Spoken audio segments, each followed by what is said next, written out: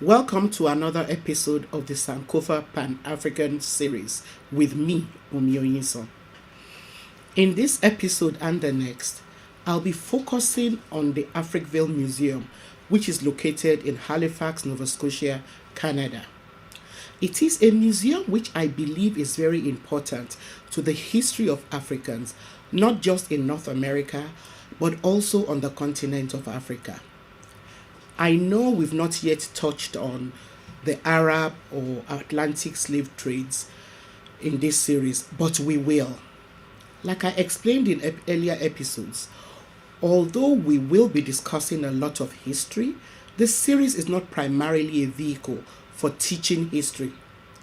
As such, the topics that we treat do not follow a linear pattern. So, I continue to depend on your comments, questions, and contributions to help develop and structure future episodes. I'll also bring other people on to help throw light on various topics of interest so that the series serves as an avenue to help highlight Pan-African issues, celebrate Pan-Africanism, achievements, and critiques where necessary. To help us understand what I believe is a uniquely indomitable spirit of Africans in the diaspora, the spirit of a little known place called Africville, is an old friend and very dear colleague, Juanita Peters.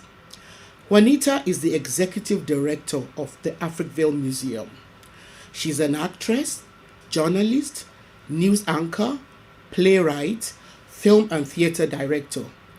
She's most known as a reporter and anchor on the Canadian Broadcasting Corporation, the CBC News at 6 in New Brunswick in the 80s and 90s.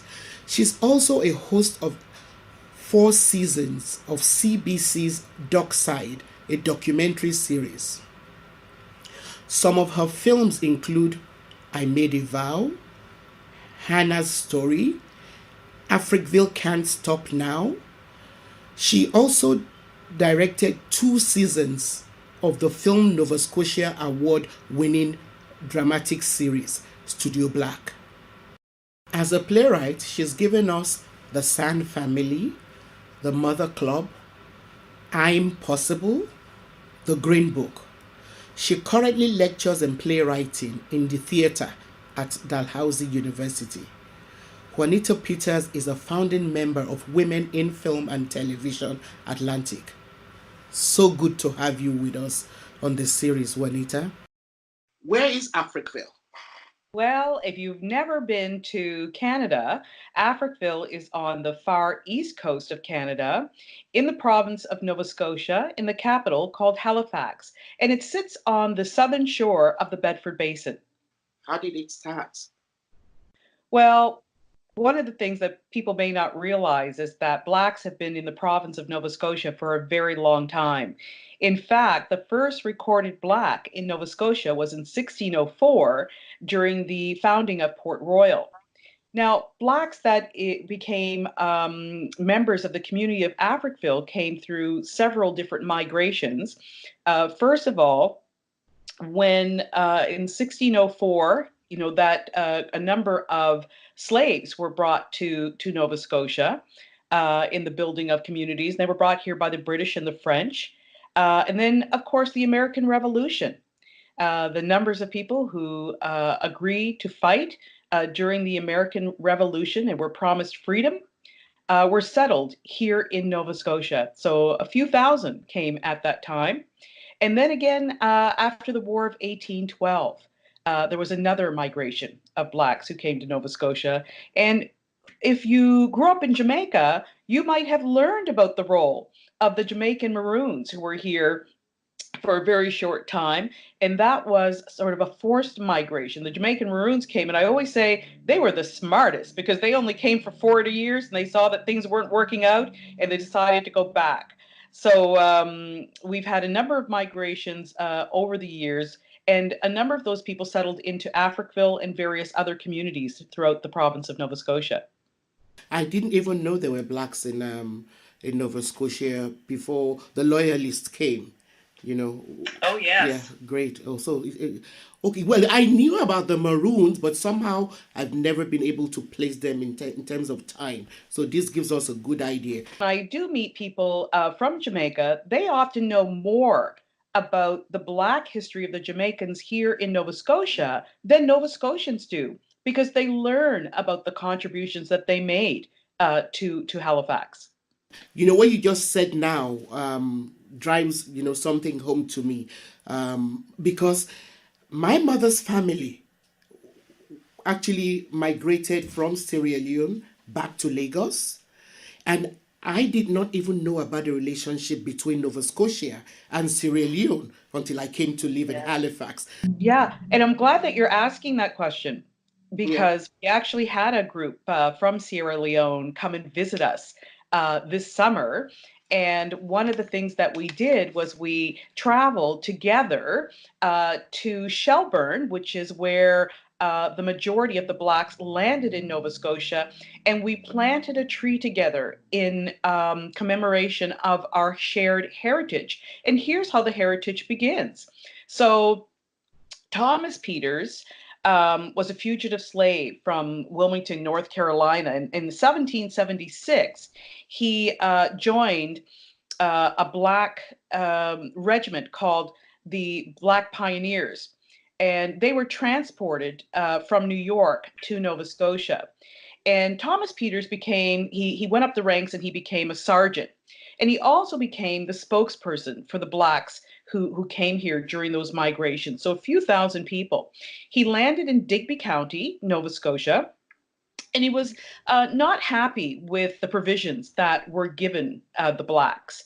And so he moved to St. John, New Brunswick, but he found that he was having the same issues in St. John, New Brunswick. They were not given the things that they were promised. So he became a spokesperson for the Blacks, and he wrote many petitions to the king in hopes of getting answers to why they weren't getting what they were promised. And he actually also traveled to England in hopes of getting an audience with the king. But that didn't happen. But what did happen was he met a man by the name of Granville Sharp, who was starting something called the Sierra Leone Company. It was called the Sierra Leone Company.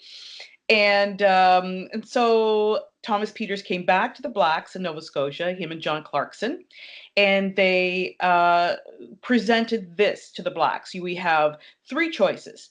We can stay here in hopes that the promises are eventually honored and things get better. We can move to another part of this land, meaning further west, or we can board these ships and go and settle into this new colony, which eventually became Freetown. Unfortunately, Thomas Peters died within a year of landing in Sierra Leone or Freetown, but not without leaving a legacy here in Canada. I am the third great granddaughter of Thomas Peters, and up until 20 years ago, we still had that 1 acre of land that was given to Thomas Peters in our family in Annapolis Royal. Wow, wow. So this is actually living history. Yes, it And is. Yes, it is. and I also know that there are Peterses, there are, in there are families that have the last name Peters in Freetown, and then in Nigeria. Who knows what the links and the connections are. I certainly believe, that where Africans in the diaspora, like African Nova Scotians, are a lot closer than Africans who are back on the continent than we actually know about. I know this from my experience of living in Halifax, and how I saw people who were like dead ringers for members of my family, and things like that. It's a smaller world than we often remember. It's so true, because even before telling my story, when the group came from Sierra Leone, they did not realize that I was a Peters. And the minute they got off the bus, there were just so many almost eerie, similarities between a lot of my great uncles and aunts, just in mannerisms and approach. And it was, quite warming, really, really heartwarming. Yeah, I know. I ran into people who could have been my first cousins when I was living in in Nova Scotia. Yeah. Yes, very Yes. true. So back to Africville. So it was destroyed, wasn't Yes. it? Can you tell us Yeah. how that came about? Yes, one of the things that I think is hard for people to understand is that you have a community like any other community where people move to that location and start building something that's important to them.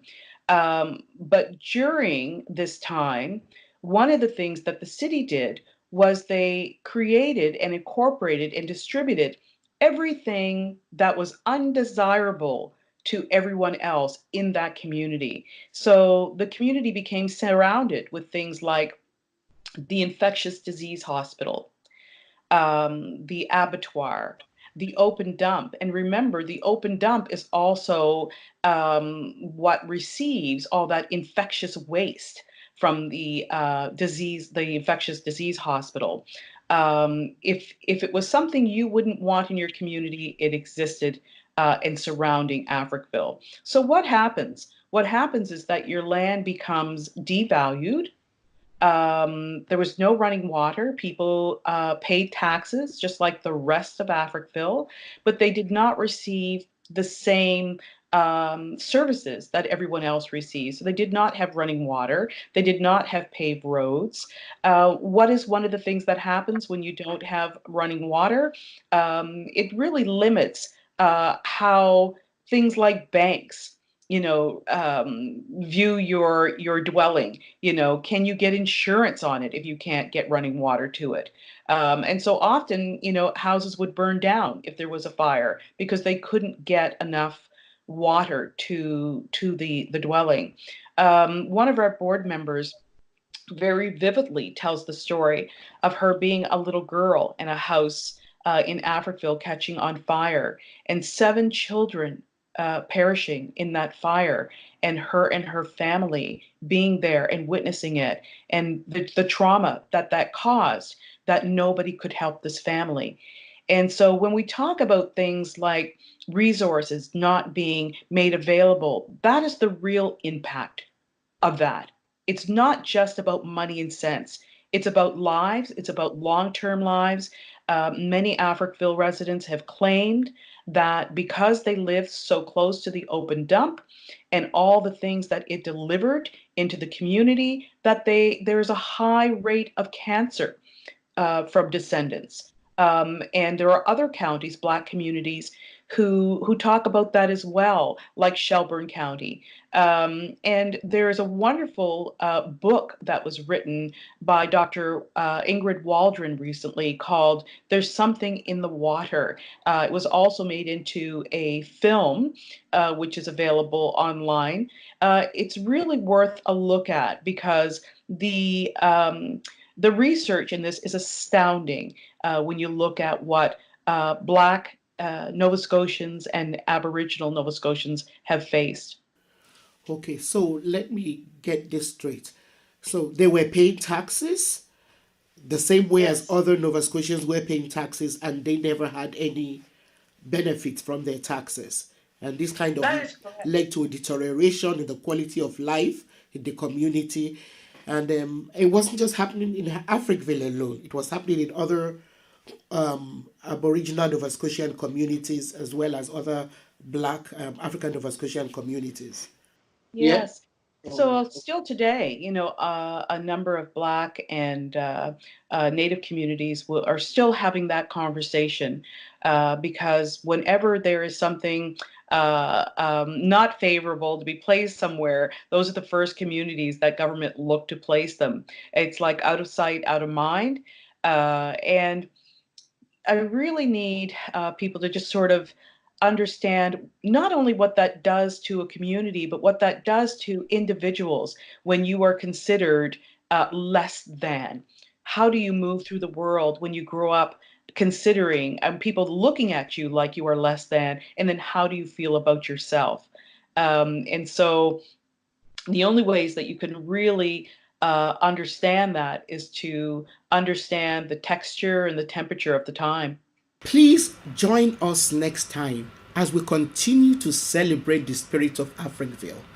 I believe that, like me, some of you out there are comparing the kind of discrimination that the people of Africanville suffered with a lot of the problems that Africans are facing on the continent of Africa today at the hands of fellow Africans who are supposed to be our political leaders.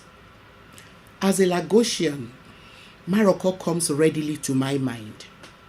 As a woman, I'm also aware of women who are facing all kinds of discrimination simply because they were born female. And it is tempting to shrug and ask, so what else is new? Or to paraphrase a less palatable saying, life is hard and then you die. But I believe there are lessons to be learned from every major historical occurrence. What can we, continental Africans, learn from people of African descent in the diaspora who have and continue to endure racism and other forms of discrimination? What are the short and long lasting effects of inequality, inequity, and being perceived or treated as less than human? Please don't forget to subscribe to this channel, like and share this video. See you next time.